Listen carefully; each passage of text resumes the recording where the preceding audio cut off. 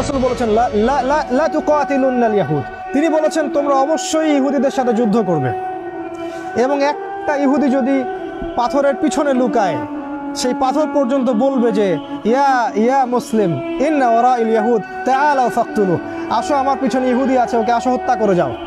তার মানে ওদের সাথে আমরা যুদ্ধ হবেই হবে, কারণ এই কথা কে বলেছেন? রাসূল সাল্লাল্লাহু আলাইহি ওয়াসাল্লাম বলেছেন। তারপর যখন তারা আমাদেরকে ঘিরে ফেলবেন সিরিয়ায় ইহুদিরা, এবং তাদের লিড দিবে দাজ্জাল, দেন ঈসা আলাইহিস সালাম আকাশ থেকে নামবেন ফেরেশতার ডানায় ভর দিয়ে, এবং তাকে দেখে দাজ্জাল, তার হাতেই দাজ্জালের হত্যা নিহিত আছে। এরপরে যে স্টেটটা কায়েম হবে সেটা হলো খিলাফা স্টেট, সারা ওয়ার্ল্ডে মুসলিমদের খিলাফা স্টেট কায়েম হবে। এমন হতেই পারে বাংলাদেশ, অবশ্যই বাংলাদেশ, ইন্ডিয়া, পাকিস্তান, এই সমস্ত কন্টিনেন্ট এই খিলাফার আওতায় চলে আসবে।